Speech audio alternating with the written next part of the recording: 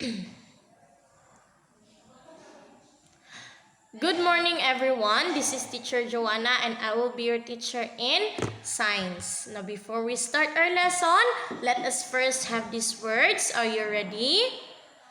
Okay, very good. So, everyone, let us read common.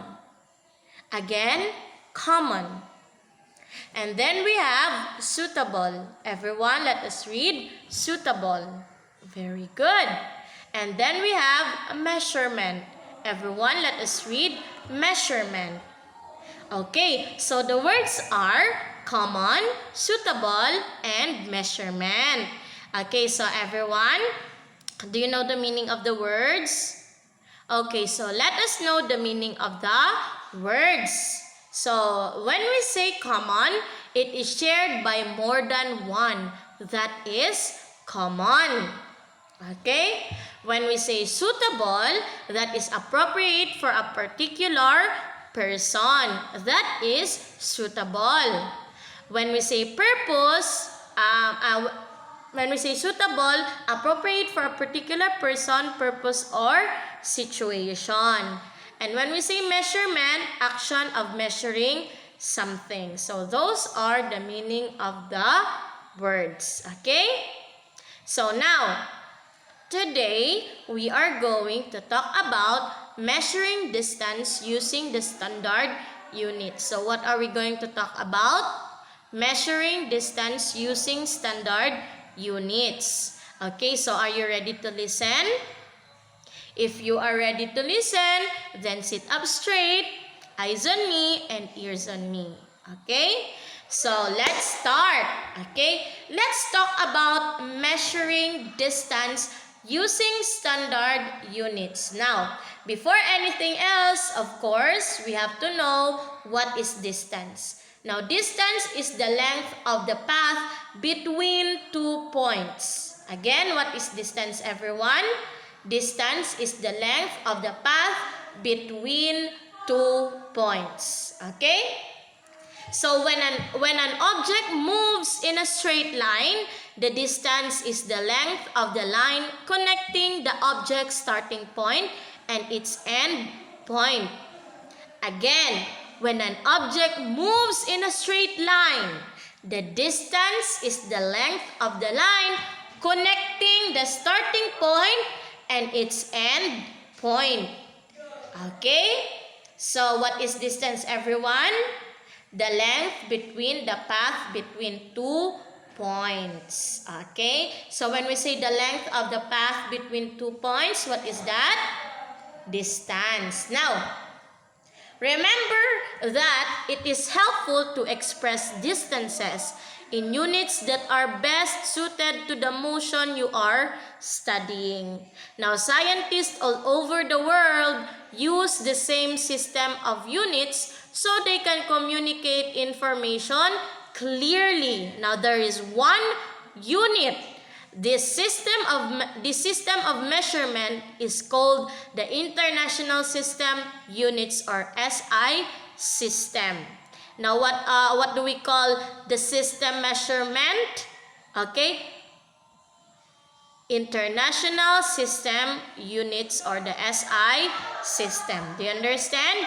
Now, International System Units is used by all the scientists all over the world. Okay? They use the same system of units so that they can communicate information clearly. So what is a unit? What do we call the system of measurement of the scientists? International System Units. Okay? Or the SI system. Now, SI is a system based on the number of 10. This makes calculation with the system relatively easy. Okay, so SI, or the International System Unit, is a system based on the number of what? 10. This makes calculation with the system relatively easy. Now, the SI for the distance is the meter. So, what is the SI for the distance? Meter. Very good.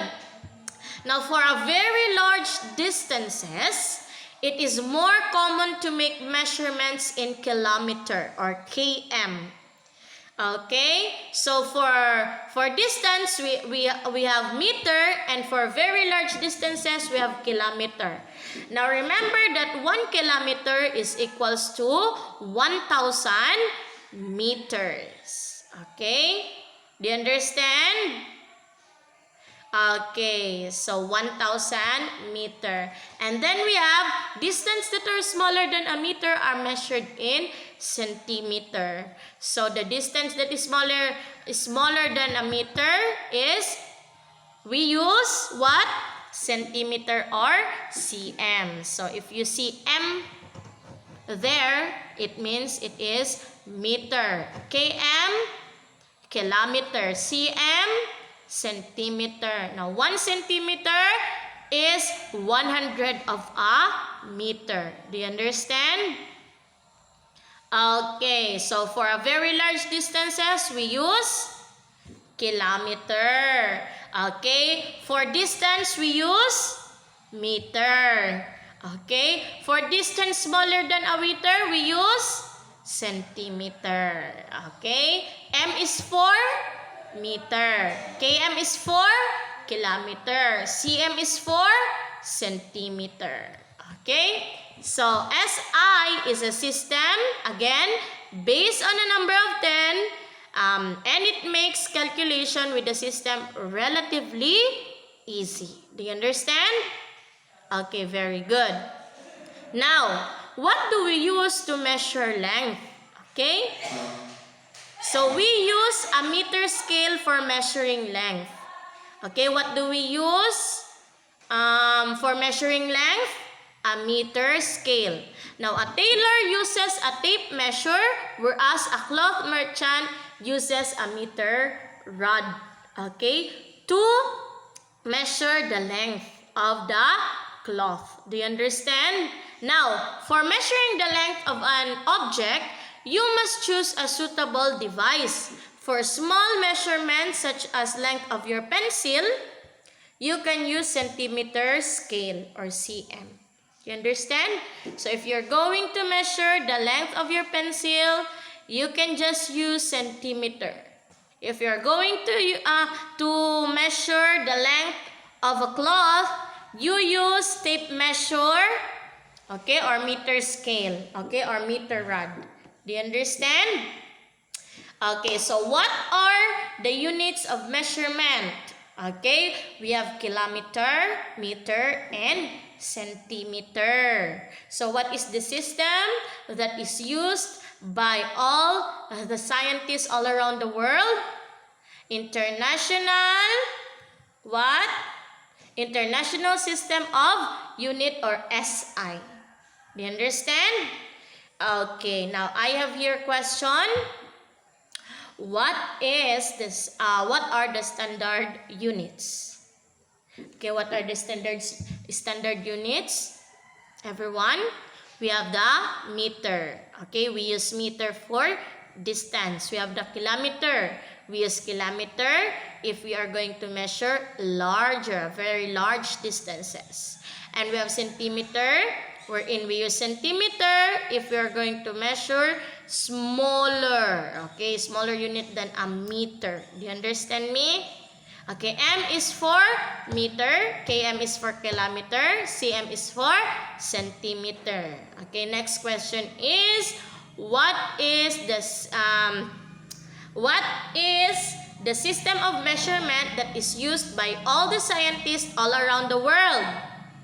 Okay, everyone, the International System Units, or the SI system.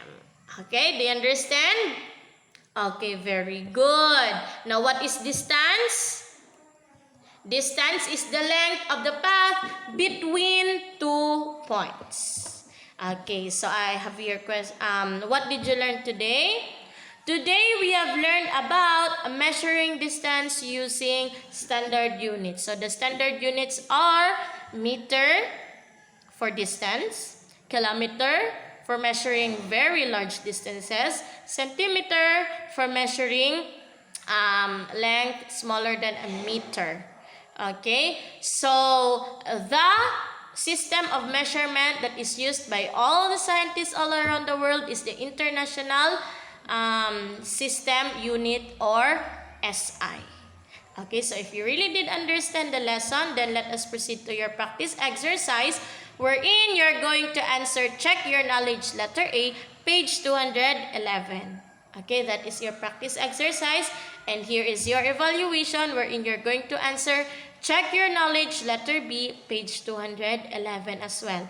Now, don't forget to answer your practice exercise and your evaluation because I'm going to check it. Do you understand me? Okay, very good. Now, here is your assignment. What are the standard units in measuring distance? Okay, so don't forget to do your assignment because I'm going to check it. Okay, so thank you for listening. See you in the next